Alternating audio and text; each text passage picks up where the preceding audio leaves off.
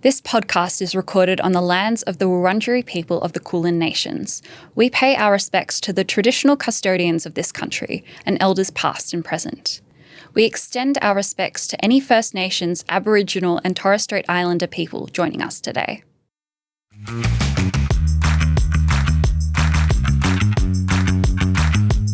Welcome to today's episode of No Spoons to Give, a podcast where we explore life's ups and downs with neurodivergence, chronic illness and disability, and we chat with the wonderful voices that make our community so vibrant. I'm Larissa, Head of Community at Spoony, and I've got the lovely Maddie here, our Spoony Community Manager. How are you, Maddie? I'm doing well. I'm feeling fueled by coffee and just general excitement about the wonderful guests that we've got today. How are you going? I'm good. I've just had a double shot coffee. I'm glad you enjoyed yours. I wasn't sure about whether you had chocolate in your cappuccino or not, but I'm glad we're learning this in real time, and I'm glad to hear you enjoyed the coffee. I did very much. Thank you. I'm so excited for our guests today, but before we head off into that, I want to share my recommendation for the week. Please. So mine is actually a book, and I just finished it probably 2 or 3 days ago. It's called So Thrilled For You, and it is by Bourne. It's a fiction book, and it's based on the lives of a group of best friends from university. However, they're now in their 30s, and they're navigating a lot of the things that women in their 30s can navigate. And it all kind of comes to a head at a baby shower when somehow someone causes a wildfire from one of those, the gender reveal bomb things. Yeah, it sets off a wildfire, and there's like an investigation. It's quite wild. But the book explores some really important topics, particularly for women as we approach that age of 30. It talks about relationships, motherhood, fertility issues, choosing to be childless, and then also topics like raising children with wealth, raising children without wealth. I just found it was super interesting, and the way they explored it was just really, really measured, and it wasn't just a little thing they touched on. They explored it really well. And it was just one of those books that was put together really well and just got me thinking a lot. Could definitely recommend that. Thank you. I'm definitely going to have to read that. It sounds so interesting. I really love a book that does a deep dive into these issues that aren't really talked about so much. Yeah. I also learned, I didn't know this, but babies wake up every 2 hours. So I learned that too. Poor Nick. Nick has a baby. My recommendation for today is surprisingly not a book. It is a film. I do love films. I just want to put it out there. I don't only read books. But this film is called Then Barbara Met Alan. And it's a film that tells the story of 2 disabled cabaret performers who meet at a gig. They fall in love and start campaigning for disability rights across the UK. It's this hugely big-hearted film that's based on a true story.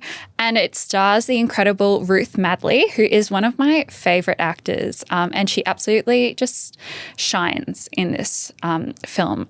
I love it. I think it's on Netflix, at least in Australia. I totally recommend it. It's really nice to see a story that is centering disabled people and is actually portrayed by people who are disabled.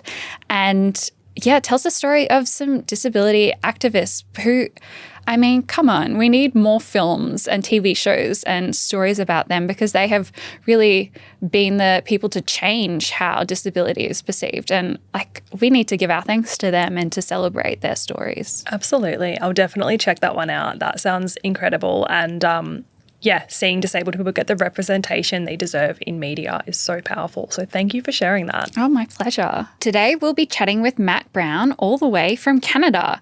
Matt is a Spoony user and also wears many entrepreneurial hats. He shares some of his life online with chronic regional pain syndrome, CRPS, and also his cancer journey. And we're really looking forward to this chat. Welcome, Matt. Hi, ladies. How are you today?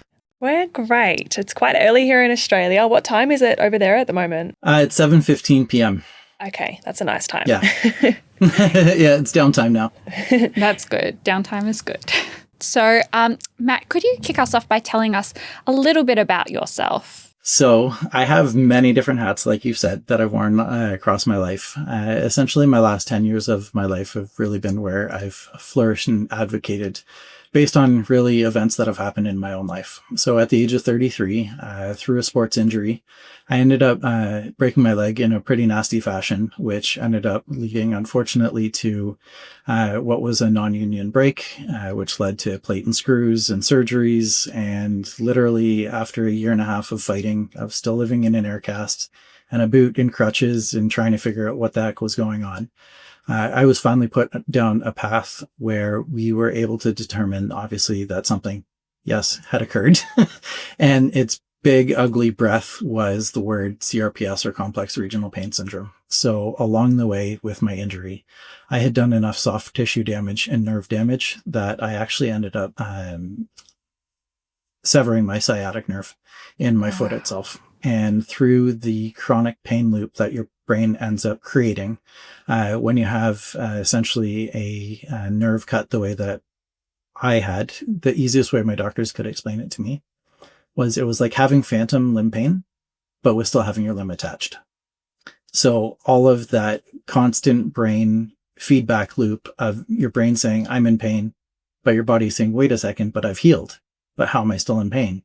And it just keeps going back and forth. So you're left essentially with the spasms, the atrophy, the constant chronic daily living of pain within the affected limb itself. And then as time goes on, that brain loop, what we've learned through, I guess, the first 5 years of my diagnosis was things spread, unfortunately. So with it being essentially diagnosed as a central nervous system disorder, the condition itself can spread through the central nervous system, traveling through the spine, traveling across sciatic nerves.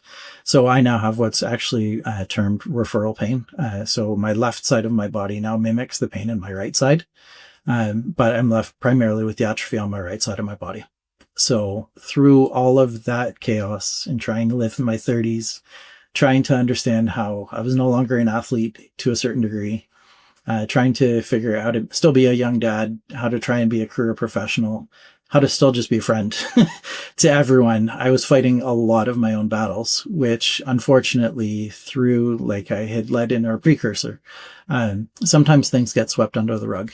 And unfortunately with my CRPS journey, because of the way pain had presented itself and was affecting my lower back and other problems, during, I guess, a good 1 year battle, halfway through my CRPS journey, I ended up developing something that we didn't ever expect. And to be diagnosed essentially at 38 years old with testicular cancer, it rocked my world more than I could have ever imagined. CRPS, while it's something that really focuses on the negative side of things in the health world, doctors refer to it as the suicide disease. You're oftentimes left with not a lot of hope left living in the chronic pain world. You're kind of left to your own devices of everything. And then on top of it, to be diagnosed with cancer, it literally rocked me to my core.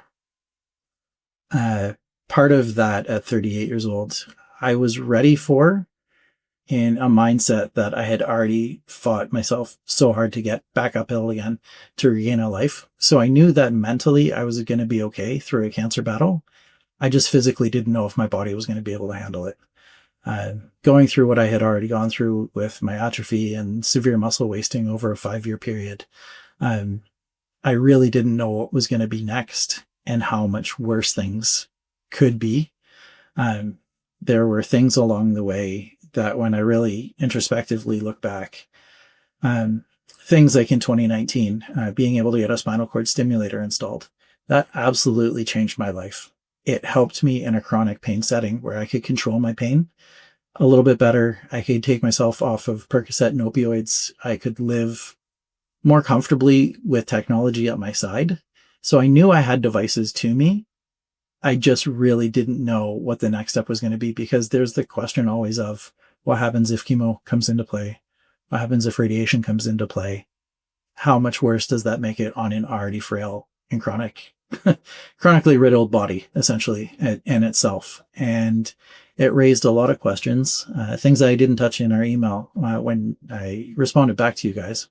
But it ended up creating scenarios where I'm thinking back to opportunities that I had within my doctors at the Learning Hospital, having my spinal cord stimulator, and then all of a sudden having testicular cancer thrown at me. the very first thing that they said is I was actually a candidate that would never qualify for radiation. Wow. Simply because of having a stimulator in my spine. So when you're already afraid and you've already been diagnosed with cancer, and then you have literally one of the first two forms of treatment immediately taken off the plate, you're then left to, okay, how the hell is this really going to happen? So luckily along the way, while I was very rare in my diagnosis with the seminoma tumors, so I had what was called a dual node seminoma. I had a testicle tumor at the top of my testicle and at the bottom. But what was found during my surgery, we were expecting 45 minutes of a surgery, kind of like an in and out chop, get yourself out, kind of almost like farm animal perspective is the easiest way they explained it to me. But while they were in there, they ended up actually finding out that I had 5 lymph nodes affected. And essentially on the spot, I was also diagnosed with lymphoma. So I had 5 lymph nodes that ended up needing to be removed, which essentially took all connective tissue directly up to my belly button. So it was almost like a all connective tissue, muscle, nerves, everything that would be and come into play with those lymph nodes itself were removed. And that ended up being about a 4.5-hour surgery. That's a major surgery. Absolutely. So you go in expecting the easiest because of what's showing up on an MRI. And then between having to wait from my MRI to then the surgery itself, literally lymphoma snuck in a split second itself. And then are you being told that information like after you wake up from surgery and they're telling you that? Like you're just finding that out? Absolutely. Oh my goodness. And when you're absolutely a bit not with it from literally being in surgery to kind of finding that out, that, I mean, there's no easy way to get that news, but I can't imagine that is an easy way at all. It was, for my wife, I will give her the absolute words towards this. It created PTSD for her, essentially for the rest of her life. To be in a scenario where we walk in, we say our goodbyes, we say our I love yous, we don't know what is going to happen because anything can unfortunately happen during surgery. And for her then to be sitting in a waiting room and time to just keep clicking and ticking and ticking and ticking and her asking questions. And everything literally went as good as gold could be for my surgery. So there was no worries and concerns from there.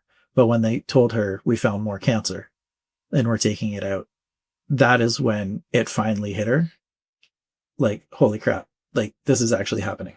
Like, for whatever reason, we were able to deflect and defend and protect ourselves to a certain degree because it seemed like testicular cancer should have been such a simple surgery.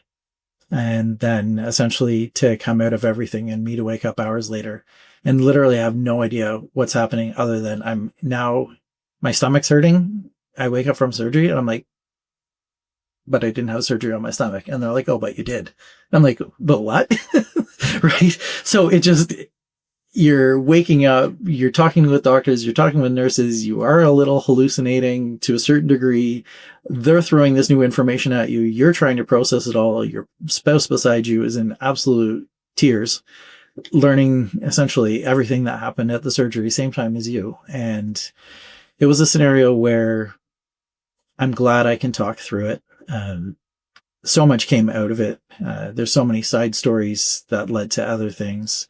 But it's really given me the strength and courage that when I am meeting other people who are diagnosed with cancer, I'm able to really walk through the mental health perspective of things ahead of time to have themselves prepared and ready, and using every single tool and available resource to them.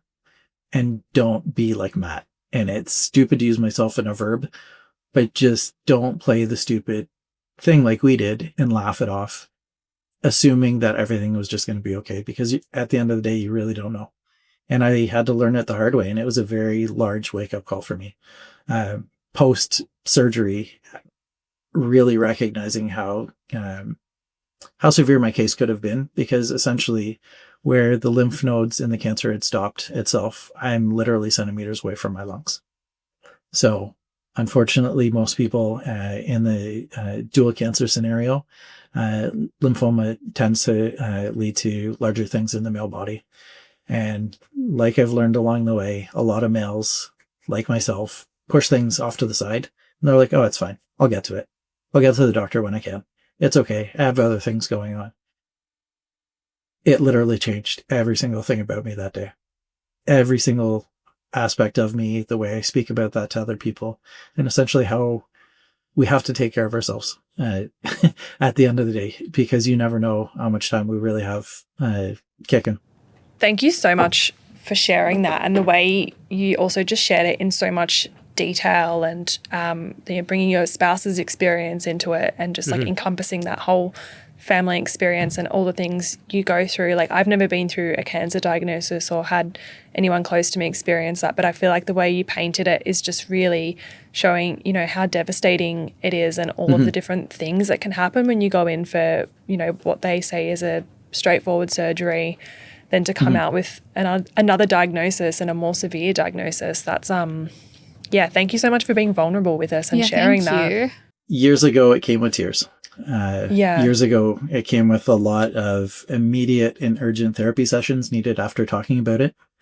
It came with a lot of, I guess, understanding from now the work that I've done, hearing other people's cancer stories, and how the trauma defines who we are moving forward, and we kind of choose what we want to do with it.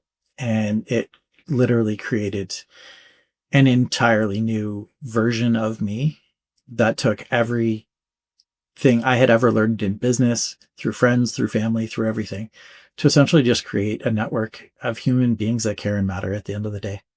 So you do a lot of work in the community space, and do you connect with a lot of other cancer survivors or cancer patients? Can you tell us a bit about what you do in that space? Yeah. So essentially with the work that I do, it's kind of twofold. The first part being the cancer focus. So what I've primarily done with this organization is through the charitable streaming efforts that I've done, and through the community of other streamers who have joined our organization.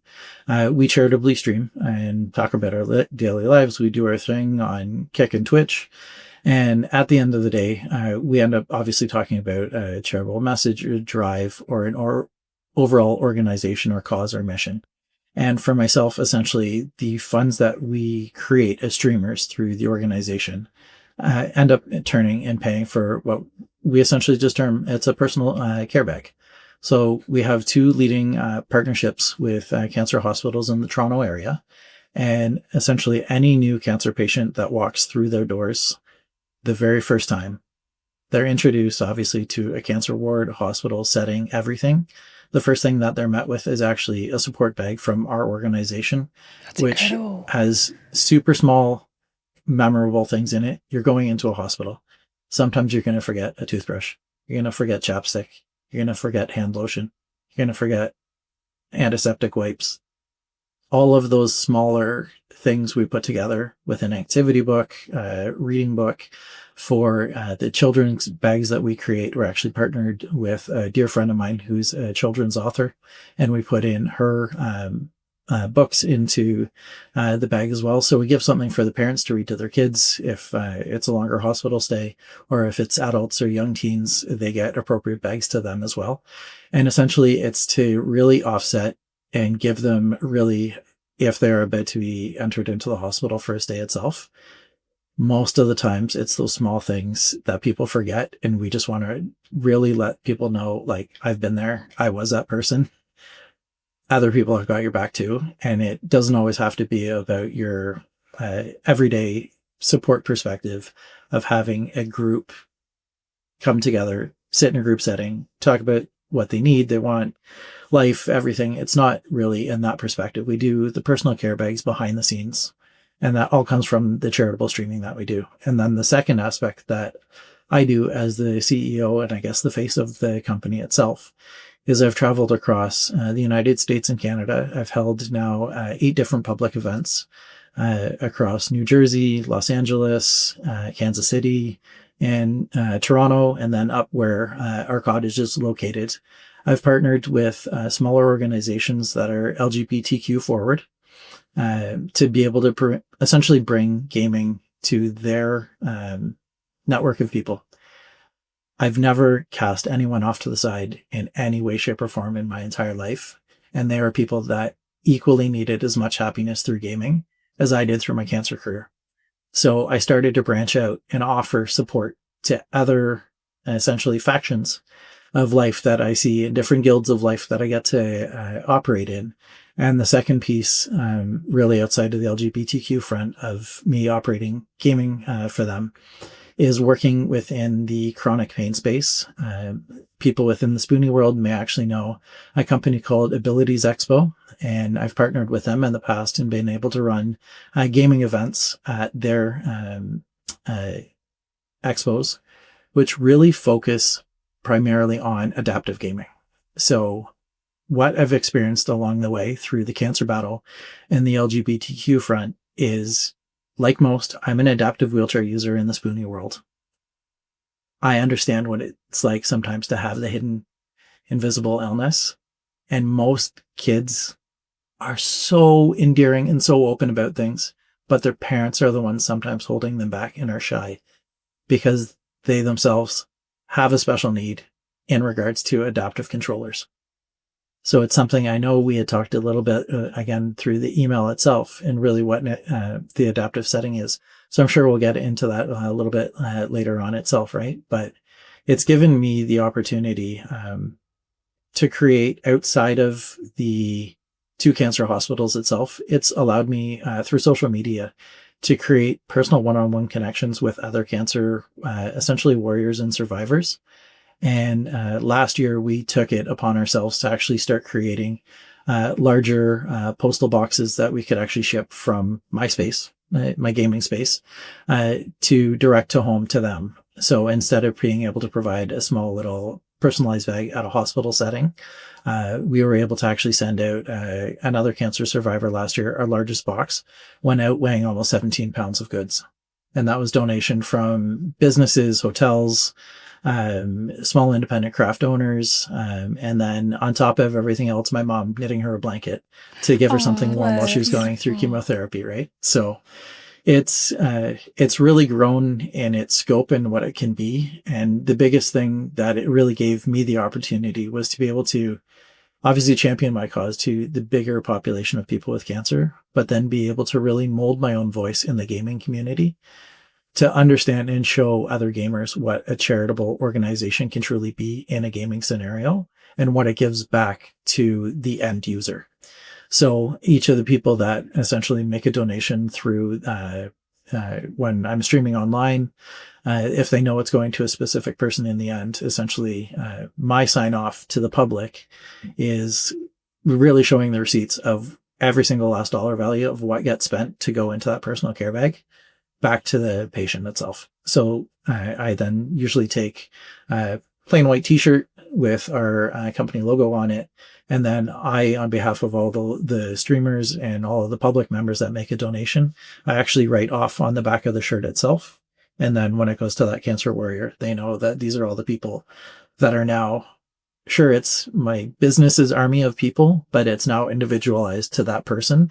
And they know that all of those people at the end of the day made a donation to this person for them to have essentially worth and need within life itself, just showing that they matter.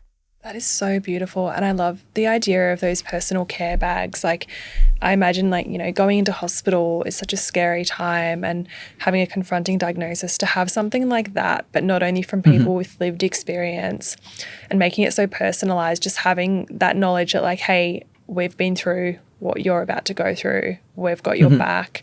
And I love, like, what you just said about personalizing those packages and knowing, like, these are the names of the people that have your back. Like, that is so powerful. So powerful. That's literally having it on the back. That is, someone has your back. Yeah. God, that gives me goosebumps. Yeah, that's so beautiful. I'm going to break protocol for 1 second. I'm going to stand up or turn around. I'm going to figure this out real quick. Yeah, so obviously I always wear my company's business logo itself when I'm doing things. But this is actually where we flourished into last year, was being able to create. Hopefully you can see it. Wow. Oh, yeah, wow. That is beautiful. So being able to really identify out what the actual person is itself for our organization. So we have our survivors, we have our caregivers, we have our supporters, and then essentially the active warriors itself. So it's been really amazing to see what we were able to create in a really short period of time. Being able to create a clothing line for individuals with cancer, I never expected in my life. Like, that wasn't a thing 4 years ago. That was just like, okay, it would be nice to have eventually kind of thing, but being able to actually create a clothing line that makes sense to our community, and then being able to work with a clothing company and manufacturer that was willing to embrace our vision. So this is the thing that blows a lot of people's minds sometimes. Our clothing company literally makes my organization $0. You're going to understand the what? Like, but why? So here's where I get to explain a little bit more.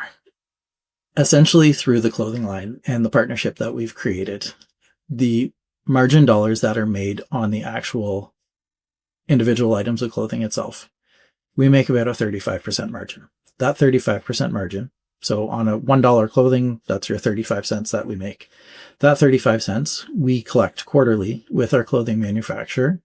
They put it into like an affiliate stipend fund. We then take that money out quarterly. That funds is then donated to another cancer nonprofit charity on behalf of ourselves and the clothing manufacturer. So it's called the Game Over Cancer line. And essentially, we create our partnerships towards other cancer organizations through this. So we have a very low operating budget. We don't always need these funds ourselves. Like, it's very hit and miss sometimes. But this quarterly funding that we've been able to do now for almost 18 months. So we've been able to do, in total, I think 4 donations over that time. And each of those donations have always had some meaningful story in behind them. So the owner of the clothing company, when I first approached him and we started trying to figure out a business plan, a model, and how is this going to work and everything, I found out his mom passed away in 2021 from brain cancer or glioblastoma. It was like instantly, okay, we're like, that's where our first quarterly check goes. You've never thought about it as a business before, being able to give back to a cancer nonprofit? I'm just the conduit to help you. Essentially, sure, it gets my business name out there and I have clothing and we have an awesome network of people wearing it, rocking it, and doing it. But at the end of the day, our organization and our clothing supplier and sponsor actually ends up giving back to other cancer nonprofits. And I couldn't find myself more happy being able to obviously operate and run my own cancer nonprofit, but then being able to partner in such an amazing and giving back way. And we don't ask for anything in return for it. It's just like a no, here, we know you need it just as much as we do. And we spread the love through the campaign. That's incredible. That's so wonderful to hear. I love how you're able to help different businesses kind of realize that they can achieve this and that it isn't so hard, because I feel like there's always barriers in the way. Yeah. You've spoken a little bit about how community has been really important to you, and shaping a community of survivors and people who understand what it's like is so important. I know personally that navigating chronic illnesses or like a new diagnosis can be a really isolating period of time for a lot of people. What has this period been like for you, and how have you managed to kind of realize that you needed community to help you process this? So I had my cancer surgery of all the days on February the 14th of 2020, the first available surgery date, and I took it. Valentine's Day out the window. I didn't care. It was like, okay, mine. That's the day we're having the surgery. 1 month later, on March 14th, 2020, is when COVID essentially impacted Toronto and all of our University Health Network programs. The very first day I met my oncologist was the day COVID shut down the hospital. Oh my goodness. I was his first patient at 1:30 in the afternoon, post him having his business meeting essentially with the hospital, locking and shutting everything down. I was in tears, obviously, receiving a cancer diagnosis here. There's a lot to go with it. And he's on the other side of the table crying as well. And that's just making me cry even more. But I didn't even think to ask, what are you crying about? And then he tells me, I don't know how I'm going to be able to treat you. We don't know how we're going to be able to treat patients. We don't know what's next. There's something that's happening that's bigger than what this hospital can currently handle. That's And terrifying. literally, if I look like right now, I'm terrified, like I'm looking Yeah. a deer in the headlights. That was the look I gave the doctor. Like, what? I'm like, what do you mean? Like, it's Canada. We have healthcare. We have all I'm like, what are you talking about? And then for him and I to sit there, and literally there was no bubble. There was no anything at that time. It was just him and I hugged and cried. I'm crying because I have cancer. He's crying because he's like, I don't know how I'm going to treat my patients. So next piece, right after that, I get in the car. I sit down. I'm like, shit, I'm going to need support. I don't know how this is going to happen. Like, I'm not prepared for this right now. It finally, when emotions hit me, everything came into play, and I start making my phone calls. And that shutdown was so immediate and so sudden in our province. When our lockdown came into place, essentially that afternoon, it shuttered all cancer support centers. Cancer support in the province of Ontario didn't exist for 777 days in person. Whoa. That was the length of our lockdown. So if you had cancer during that time and you needed support, hopefully you found something online. Like I did. I found an online community. My local cancer support center was able to move to an online perspective, was able to create these things. And I'm like, okay, I guess this is my new life. Just like everyone else living through COVID. You had to turn online. You had to to essentially thrive and just be a human. Obviously, I'm very open. I'm very social. I'm very extroverted in nature. To hear that our province is on lockdown, I don't know how I'm getting essentially support through my doctor. I don't know what my healthcare is going to be next. I was a mess. Because of the chronic pain world of coming out of already being in a community-driven perspective with CRPS, I knew that there was a cancer side of my life that had to exist. But I was young. I was 38. I had testicular cancer, but I also had lymphoma. I was stuck in that weird in-between again. I didn't know where I fit in. I knew I was a gamer. I knew I was a streamer. I knew I was all these things, but I never put it all together in one hat to be like, this is what I'm going to be moving forward. And literally cancer somehow magically tied all those hats together for me and literally gave me my best version of myself coming out of it. And the community were the ones that kept me going. I've had my ups, I've had my downs. I'm very open on social media. I talk about mental health. I talk about all the different avenues of everything that comes within the two lives I've lived within the chronic pain world and the cancer world. And at the end of the day, my closest friends I now have today are friendships I forged over the last essentially 4 years that really stemmed out of COVID and driving the world digitally.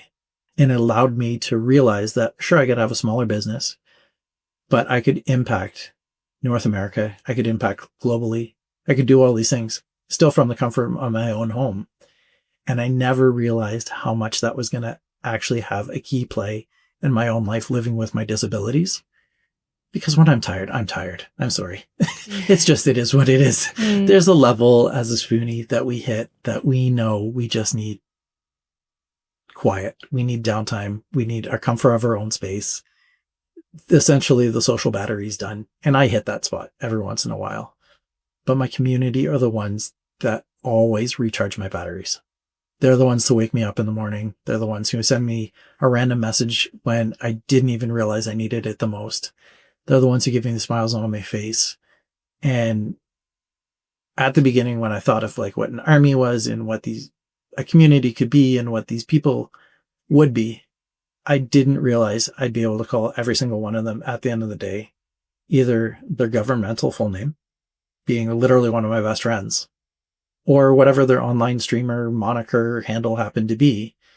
Of also having like the best of both worlds of being able to support them in their small careers and life and streaming and content creation.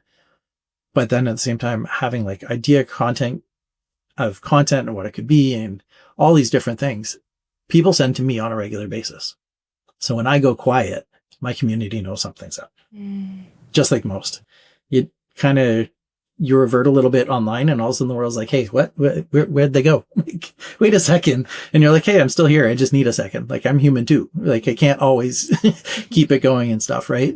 But at the end of the day, I would say the biggest piece of the community, what it's meant to me, is every morning to wake up and literally have an inbox of friends messaging you before you're even awake, or having someone when you're fighting insomnia 2 o'clock in the morning, 4 o'clock in the morning, and you literally know your other insomnia warriors out there that you can message, and you can do it without having, I guess, like a fear of like, should I be messaging them? You're like, yeah, they're awake. They're going to write me back.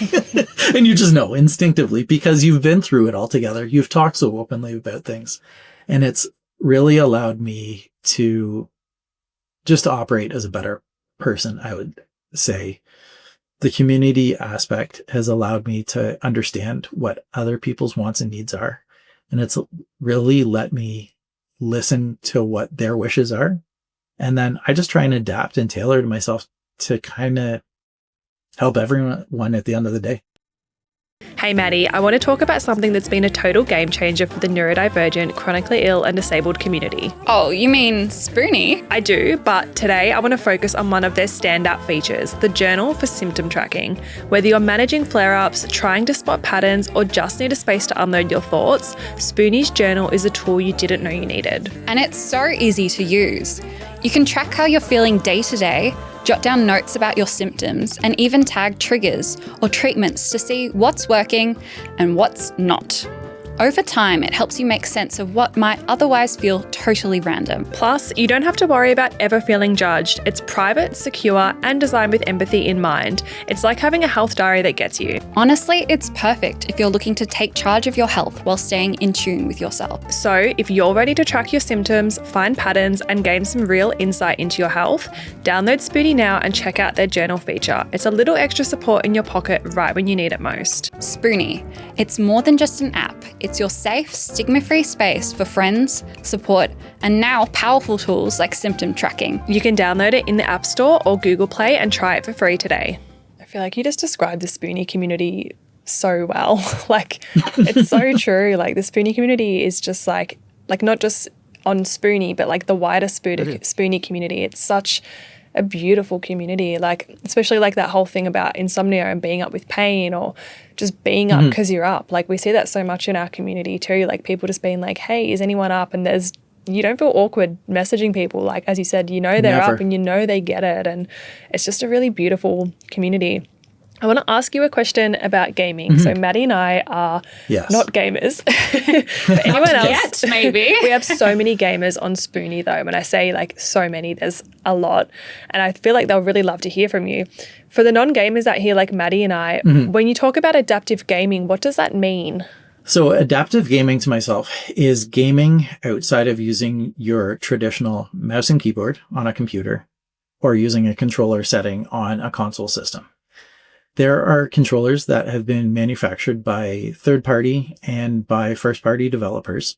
So Microsoft and Sony both have their adaptive gaming controllers that link directly to the actual gaming console itself. But those adaptive controllers then allow you to network in your adaptive pieces that you may have within a chronic setting and need. So someone who may be operating life based on a huff and puff, essentially the Strahd system itself, that can be tethered through a third-party adapter to a Microsoft gaming board, which then connects then to your system or to your console, your PC or your console, and you're essentially now operating your front, back, left, right based on simple breath controls and movements. There are other adaptive gaming equipment out there that can work within like an iPad scenario. That's actually eye monitor tracking. So you're able to actually do inputs on the screen itself based on your visual representation and where you're moving your pupils itself within the eye tracking.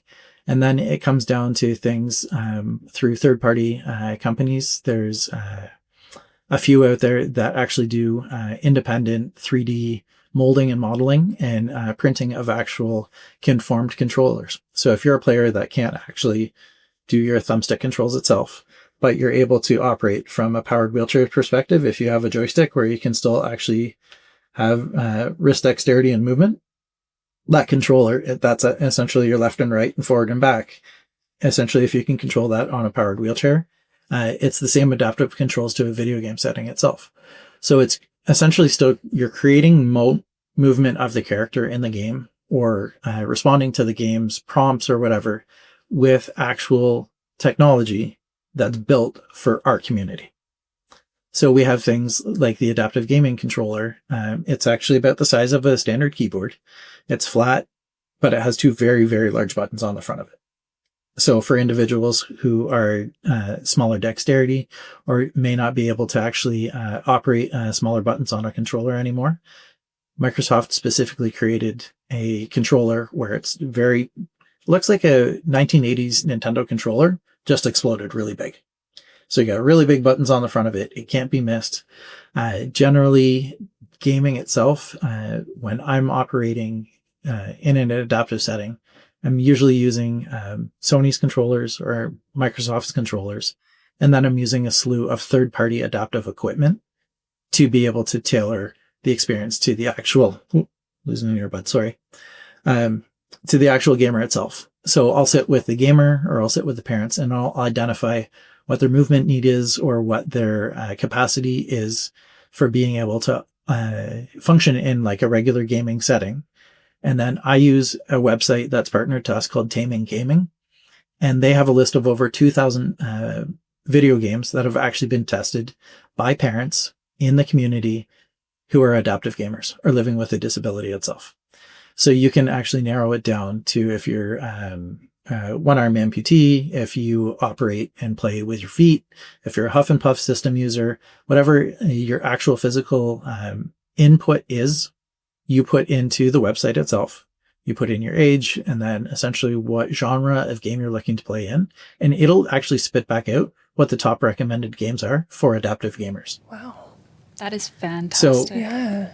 I use tools that are already in the network of people. And I'm just kind of like the conduit to the families to be like, okay, I know you want to get back into gaming. This is where you need to go. This is what you need to do. This is how you do it. This is where you buy it from. So I essentially became a spokesperson to adaptive gaming out of my own physical need itself. So I've got a messed up thumb. Yeah, this little guy right here, you can see how screwed up that thumb is. 40 years of gaming, essentially crushing my thumb. I can't play long-term anymore controller gaming. I had to move to a joystick. I had to move to something that was more comfortable and ergonomic to my everyday life.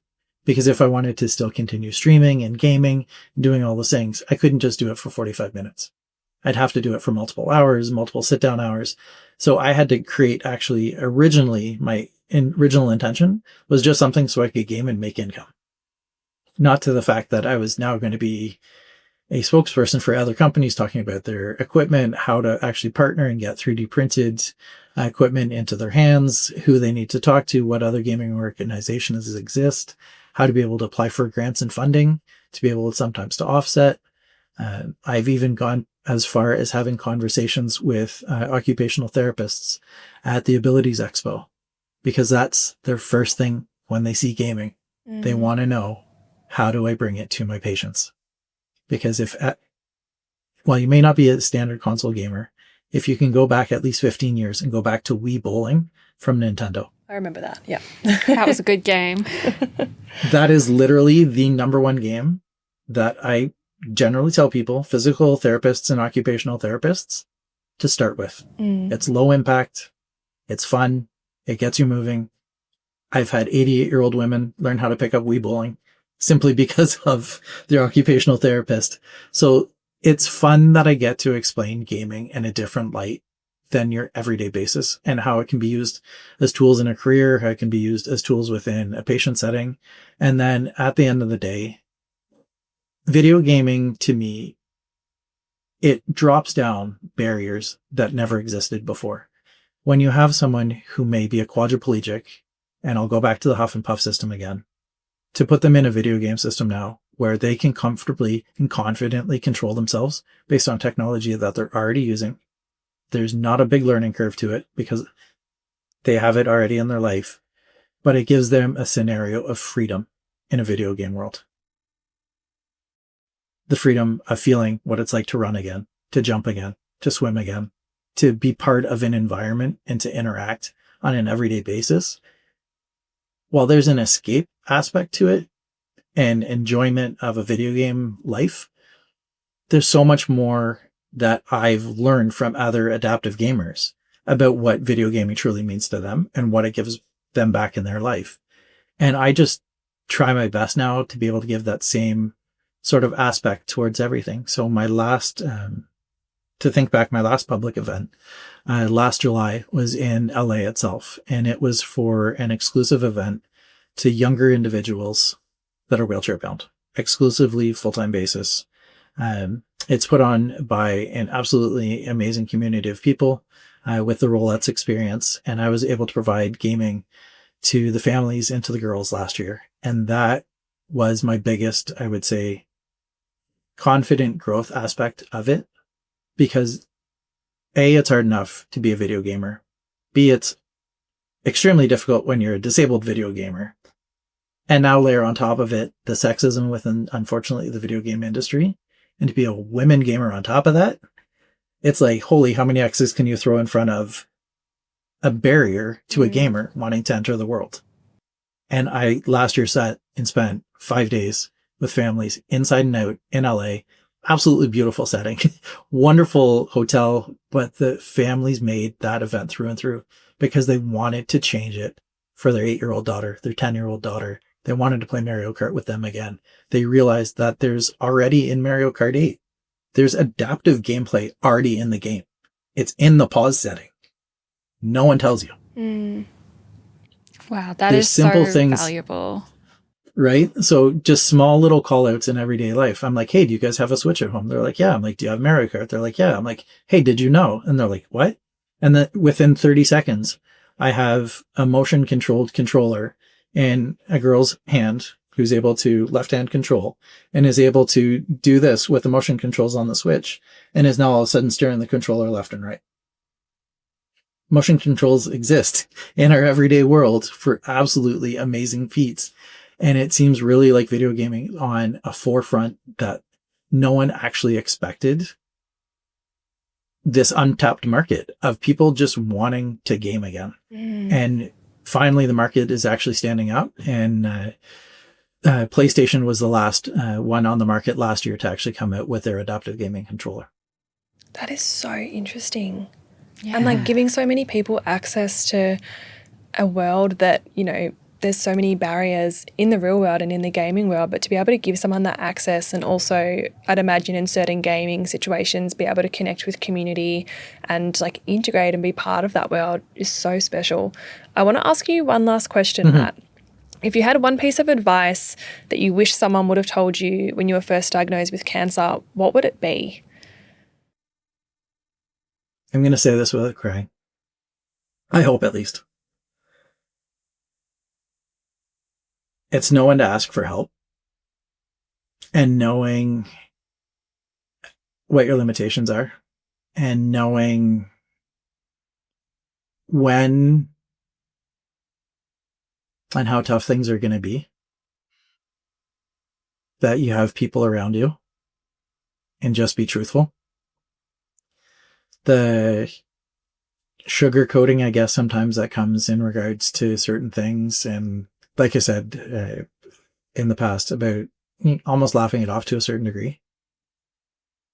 I don't know why I didn't take it seriously. And that's the question that will personally haunt me the rest of my life. I don't know why I didn't take it seriously. And every single individual since that day, that has been my entire focus. Being able to work with other organizations and being able to make small written pieces and being able to create speeches and talks and different things I've done in my life. One of the hardest pieces I ever did was talking about my hidden secret. And it was about living with something called survivor's guilt. And it's something that again, it's a term that's you're not going to understand unless you've been through it and what that really means. And the survivor's guilt aspect for me in the cancer world was almost like me releasing my anger on past relationships that I had with people that I had lost along the way.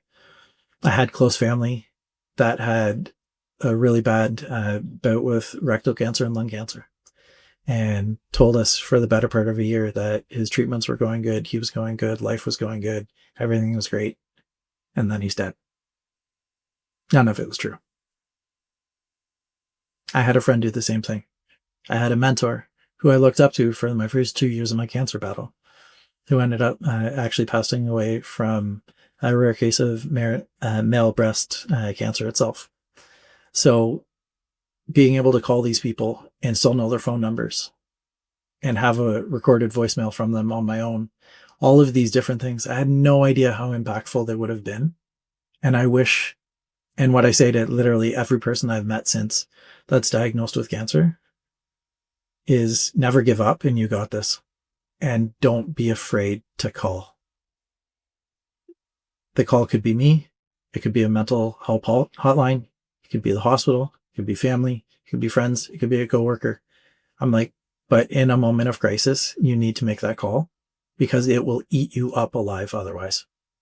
And I try very, very hard in my life to remain positive, to be upbeat, to bring a great message of survival along the way. And that's all I want anyone else to be able to have, is that same opportunity, and just live comfortably. A diagnosis sucks. Things can suck when the terminal comes into play. Having lived with CRPS and being part of that life, with the suicide disease, always kind of being thrown around and knowing that and hearing it and losing people along the way to CRPS has been hard, but cancer was harder. Because cancer, there's a stat that sucks. It's 1 in 2 people are going to be diagnosed with cancer in their life. And if you haven't been diagnosed with cancer, you're going to know that other 50%, and you're going to know someone in the room who has. My voice now is about just trying to get other people's stories to the forefront and to give them something comfortable at the end of the day. If it's a drive to the hospital that I need to give them, if it's me dropping off a donut or a coffee to the parents, if it's me gaming with the kid for an hour, whatever it happens to be, I know there's so many hidden things in the closet of the moment of breakdown, of meltdown, of needing quiet, of needing to rebuild yourself, of doing all of those things. And it literally came from my cancer diagnosis. I didn't realize the day I was diagnosed that all the rest of that crap was going to come with it.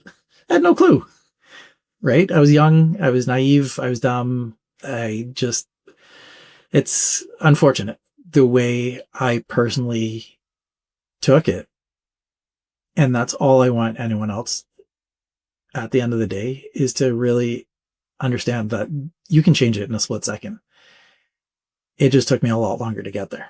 Thank you so much for sharing that. That was such valuable, beautiful advice. That was, amazing. I'm sure that will help so many people. And that was like, it's a lot to hear. Like it's, just the way you articulate it so well. And I don't even have the right words to say. I'm sorry, but that was like just really beautiful. Really powerful. Can't articulate it as well as you just did. And we really thank you for sharing your experience today, Matt, and all of the incredible work you're doing. If people want to connect with you, where can they find you? The easiest way is with our Canadian website, which is wsegl.ca, which stands for the Warriors Survivors Esports Gaming Lounge. You can also find me on Instagram, which is Through the Lens of a Warrior, which is an ode to my life living behind the scenes as a content creator with a chronic illness. And then on Instagram as well, it's WSEGL Canada. Awesome. We'll pop that in the show notes as well so people can connect with you. And thank you so much for being part of the Spoony community and for chatting with Maddie and I today. It's been fantastic. Thank you. Yeah, thank you so much. Yeah, we're so glad that you're part of Spoony and sharing your beautiful energy with everyone. Thank you so much, Matt. I will tell you ladies both, for me to end it, the Spoony community has been absolutely fantastic. Behind the scenes, the personal messages I get from people, literally having the app, it is the icebreaker. Any other social media app, you have to try and figure out your voice, who you are, what you are, blah, blah. It takes forever. And it's tiring sometimes. All of a sudden the Spoony app comes out. I'm like, hey, wait, what? I don't have to explain any of that anymore. I can just be me. Wait, what? Like, holy crap, this is kind of cool. So the limited posts that I have been able to make, but the impact I'm getting back from people and the private messages on the daily basis. These are people literally that I met 2 months ago. Online, out of nowhere, out of a profile, out of everything. And I'm learning now about other people's gaming styles, what they're into, what they live streamed. They're giving me gaming styles that I should be playing. And apparently Animal Crossing is apparently where I should be focusing my time on. I have heard that too. I've seen lots of Animal Crossing, yeah. So the Spoony app is full of Animal Crossing members. It's pretty good advertisement. Just to let you know. Yeah. Thank you so much for those words. It's so beautiful. It's so nice to hear too that like the work we're doing at Spoony, like it feels very full circle for Maddie and I to, you know, see someone who's discovered Spoony and been part of our community and enjoyed it. And yeah, we're so happy you're part of the community. It means the world to us. So yeah, thank you so much. Yeah, thank you so much. Honestly, I appreciate it through and through. This podcast is brought to you by Spoony, a safe space for neurodivergent, chronically ill and disabled people to make friends and find support. Spoony is the world's very first social app designed with accessibility at its core. If you like this episode, it would mean the absolute world to us if you could hit subscribe or share it with a friend. If you'd like to join our Spoony community, you can download the app on the App Store or via Google Play. And if you'd like to keep up to date with us on social media, you can follow us via the links in the show notes.